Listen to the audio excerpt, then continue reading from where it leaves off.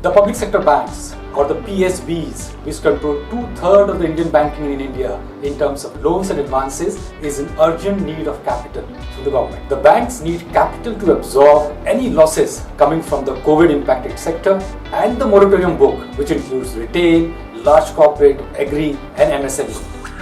There is a 40 lakh crore of loan book under moratorium. The public sector banks have seen a much higher share of almost 65 to 70% of their loan book under moratorium. The fresh NPA means higher provisioning, lower profits and also a delayed recovery because the government has also suspended the IBC or the bankruptcy court. The private sector banks are in a much better position because of a higher capital adequacy ratio of more than 13%.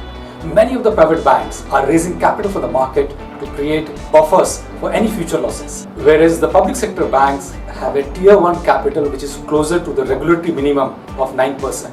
The public sector banks have to increase their capital adequacy or the tier 1 capital from 9% to at least 12 to 13%. This means additional capital of rupees 75,000 crore to a lakh crore. The public sector banks doesn't have the luxury to raise money from the market. The valuation is too low and there won't be any investor interest in these banks. Any stake sale by public sector banks in non-core businesses or the non-banking businesses won't yield much because of the current depressed market. The government also have fiscal constraint in putting a large capital in these banks.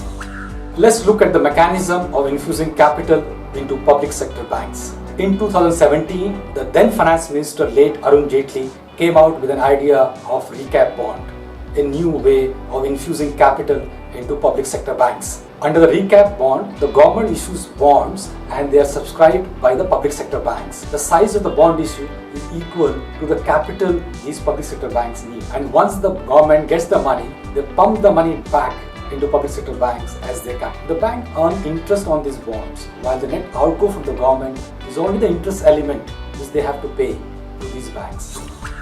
Ideally, the government should earn enough from these public sector banks as dividend, while there is no operational turnaround of public sector banks, but there are many structural changes that have taken place in the last 5 to 7 years. 5 years ago, the BJP-led India government has started the reform process by setting up a bank board bureau for recommending the CEOs and the top directors for the public sector banks. The government had also initiated the merger of 5 associates bank of SBI with the parent. A 3-way merger of Bank of Baroda, Vijaya Bank and Dana Bank was also initiated. From this year, the government has merged 10 banks into 4 large banks. So far, the result of the structural changes is not reflected in the operational performance of public sector banks, nor it is reflected in the valuation of these banks in the stock market. But in this uncertain COVID environment, the government has to pump in confidence capital into these public sector banks. If the capital doesn't come, the risk aversion of public sector banks will continue, and the sufferer would be the industry as well as the economy.